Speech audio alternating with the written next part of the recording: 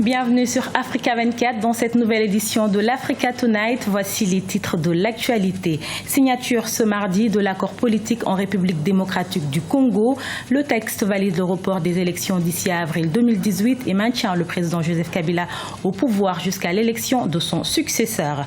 Génocide des Herero et Nama, la Namibie demande justice à l'Allemagne. Cette dernière devrait présenter des excuses officielles pour ces meurtres perpétrés par les troupes impériales allemandes il y a un siècle.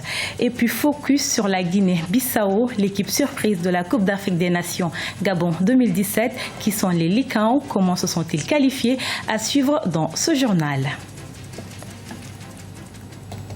Sans surprise, les délégués au dialogue politique en cours à Kinshasa, en République démocratique du Congo, ont adopté l'accord politique composé des membres de la majorité présidentielle, une frange de l'opposition congolaise conduite par Vital Kamerhe. Ces derniers ont paraphé cet accord pour une gestion consensuelle du pays, une signature qui clôt également le dialogue politique en République démocratique du Congo. Corinne Kamdem.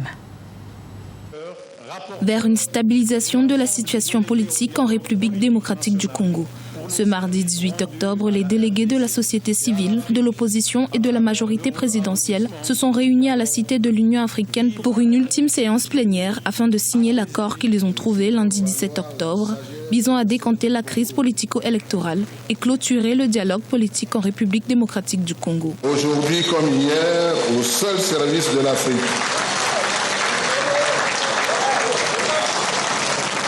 Oui, à travers ronces et épines, rodomontades et affirmations péremptoires, nous avons maintenu le cap, travaillant d'arrache-pied pour obtenir enfin ce qui, aujourd'hui, est le fruit de ce labeur intense, à savoir l'accord qui vient d'être signé par votre auguste assemblée. Le Congo est grand, puissant jusqu'à la racine, mais néanmoins fragile. Prenez-en grand soin. Ce pays est cher à nos cœurs. Que le Seigneur vous accompagne, qu'il bénisse le Congo et vous donne la force et la sagesse pour la mise en œuvre effective et fidèle de cet accord. Vive la République démocratique du Congo, vive l'Afrique. Je vous remercie. Matando Miki, Asante Sana. Cet accord fixe les élections générales à la fin du mois d'avril 2018 et maintient le président Joseph Kabila en fonction jusqu'à l'installation du futur président élu. Il confie également le poste de Premier ministre à l'opposition, notant que le chef du gouvernement ne pourra sortir que de l'opposition signataire de l'accord. Nous sommes heureux que nous ayons pu aboutir et puis les embûches qui ont pu se multiplier sur notre chemin, que nous ayons pu aboutir à la signature de cet accord politique autour du processus électoral qui a connu des difficultés. Nous avons jeté les bases de la solution à ces problèmes autour du processus électoral qui était l'unique question à l'ordre du jour de ce dialogue politique national inclusif, contrairement à tout ce qui avait été dit auparavant. Le comité de suivi de l'application de l'accord politique du dialogue, signé ce mardi 18 octobre, devrait être composé de 7 délégués de l'opposition, 7 délégués de la majorité et 6 délégués de la société civile. Ce comité pourra tenir sa première rencontre dans 30 jours à compter de ce mardi 18 octobre. À l'issue de ce dialogue, les participants se sont exprimés. On écoute à ce propos la réaction de Vital Kamerhe, membre de la frange de l'opposition qui a participé à ce dialogue. Un accord où il y a des dates phares, un calendrier. Nous avons le 37 juillet 2017 comme la fin de l'enrôlement.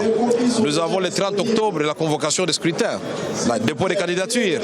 Et le 29 avril 2018, l'élection présidentielle, les élections législatives nationales et provinciales.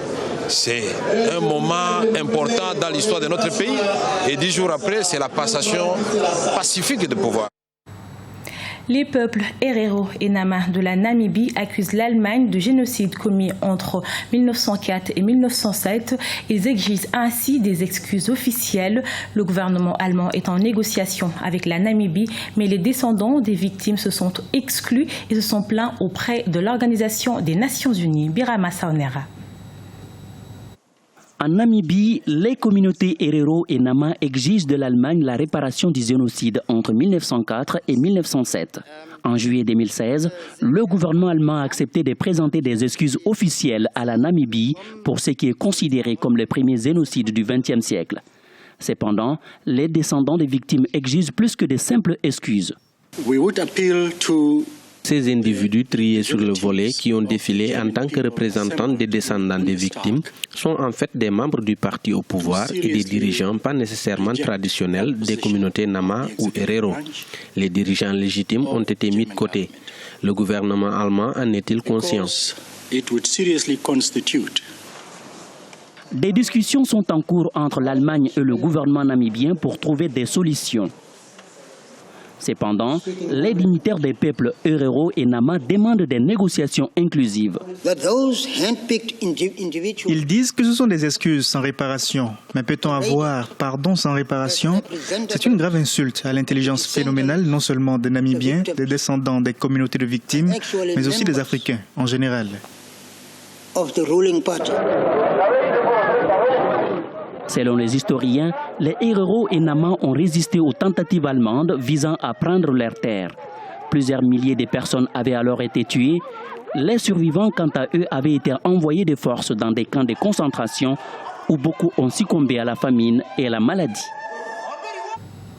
C'est une innovation tchadienne, des briquettes de charbon fabriquées à base de coques de graines de coton mélangées à de l'amidon de manioc. Femme, charbon en arabe tchadien est une alternative au charbon de bois officiellement interdit. Selon les initiateurs, il vise également à convertir les acteurs de la filière du charbon de bois en acteurs d'une économie verte.